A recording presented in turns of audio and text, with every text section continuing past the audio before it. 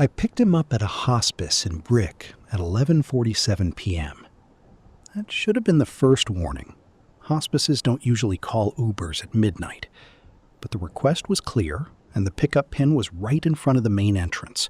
And when I pulled up, there was a man waiting at the curb in a dark suit.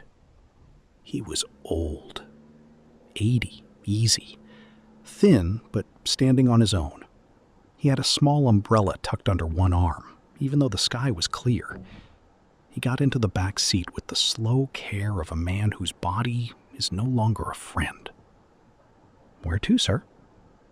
He took a folded piece of paper out of his jacket pocket. "I have a list. 6 stops. Just drive by, please. You don't need to stop unless I ask." I told him that wasn't really how Uber worked. He smiled at me. He had the kindest eyes I've ever seen in a passenger. "I'll pay you whatever it costs," he said. "I'll pay you in cash. I just need someone to drive." I looked at him. I thought of my own father, dead 9 years now. I said okay. He read me the first address, a small house on Maple Avenue. We drove through Brick, through Lakewood, through Tom's River. The streets were almost empty.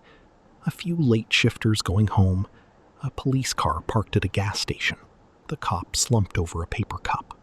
We came to the first house. It was nothing special. White paint, brown trim, a swing set in the yard. "Slow down here," he said. "Don't stop." I rolled past. "I proposed to my wife in that house," he said. 1961. It was her parents' place. I had asked her father in the kitchen, and he said yes, but only if I asked her in the living room, while he was in the kitchen, so he could hear it. So that's what I did. She said yes before I got the whole sentence out. He laughed. Her father came in and pretended to be surprised.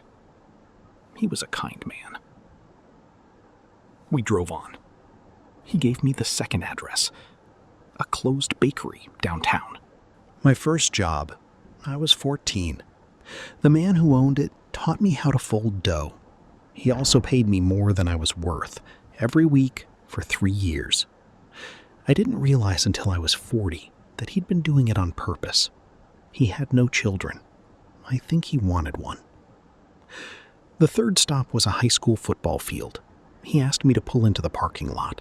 The lights were off. The bleachers stood in the dark like a row of giants. My son scored a touchdown here, the winning one, October of 1989. I was in the stands.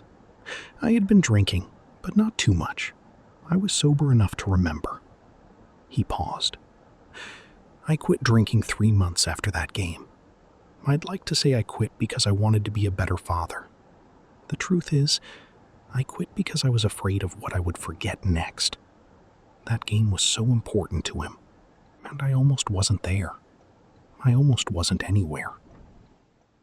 He was quiet for a while. Then he said, "Drive on." The fourth stop was a hospital. We sat in the entrance circle for a few minutes. My wife died here. Cancer. She was 66. I held her hand for 9 hours after she stopped breathing, because nobody told me I had to let go. The nurse who finally took me out of the room said something I've thought about every day since. She said, "You can let go of her hand. You don't have to let go of her." Then she walked me to my car. The fifth stop was a church. We didn't stop. He just looked at it. He said, "I never believed, but she did. And I think she was right." That was all he said about it. The sixth stop was Greenwood Cemetery, a few miles outside town. The gates were closed at that hour, but he said, "Pull up to the gate. I just need to look." I pulled up. He sat in the back seat and looked through the bars for a long time. "My wife is in there," he said. "Section C, row 11. The plot next to her is mine. I bought them together. I always thought I would go first." He sighed. It was the longest sigh I've ever heard. "Take me back, please." We drove back in silence. When we got to the hospice, he handed me a thick envelope. It was heavier than it should have been. I tried to refuse. He pressed it into my hand and closed my fingers around it. "You did a kind thing tonight," he said. "Kind things should be paid for, or else the world starts to forget they're valuable." He got out. He walked through the doors of the hospice. He didn't look back. When I opened the envelope, there were $600 in it, and a small piece of paper with one word written on it. "Thank you." I went home and slept for 10 hours. 2 days later, I realized he'd left his umbrella in the back seat. I drove to the hospice that afternoon. I went to the front desk. I asked for the gentleman who had taken an Uber on Tuesday night around midnight. I described him. The receptionist looked at me strangely. She typed something into her computer. She picked up a phone. She made a call. A nurse came out from the back. The nurse looked at me. She said, "Sir, can I ask you to come with me?" She walked me to a room down the hall. There was a man in a bed. It was him. He was asleep. Or maybe not asleep. His eyes were closed and his chest was moving very slowly. "This is Mr. Hollis," the nurse said. "He's been with us 4 months. He had a major stroke on Monday afternoon. He hasn't left this room since. He can't walk. He can barely speak." I didn't understand.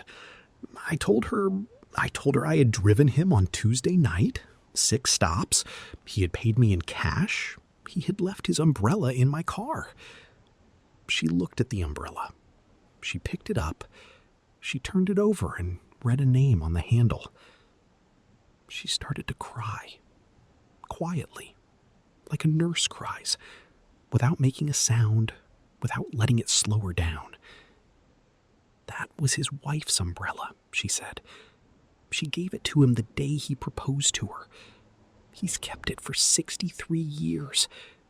It's been in this room since he moved in. It was on his bedside table when I checked on him an hour ago." She set it down on the chair beside his bed. I stood there. He opened his eyes. He looked at me. He couldn't speak, but he smiled. He raised one hand, just an inch off the blanket, and he held it there a moment, like a wave. I left. He died that night. I went to his funeral. I don't know why. I didn't know him, but I went. His son was there. He told stories about a man who would stop drinking 3 months after a football game, and who had folded dough at 14, and who would propose to a woman in a house on Maple Avenue. He told all the stories the man had told me, only he told them like a son tells a father's stories, with the kind of love that doesn't need to be loud. I drove past the cemetery a year later. I went in. I found Section C, row 11. He was buried next to his wife, exactly where he had stood looking through the gate. I'm not going to tell you what I think happened that night. I don't know. I'm a man who drives for a living. I'm not qualified to have opinions about souls. But I'll tell you this. I think love builds a route in us. I think it carves a road we know better than any GPS. And I think when our body stops working, the road is still there. And something in us takes the trip one more time. Because there were things we hadn't said goodbye to yet. I think Mr. Hollis took his last drive in the back of my car. I think it was an honor. I drive past that hospice sometimes. I think about how he never asked for anything dramatic. No deathbed speech, no final vision. Just a tour. A look at his own life from the curb. A look that said, yes, this happened. This was real. I was here. I want that when my time comes. I want to be allowed one slow lap. I think we all do.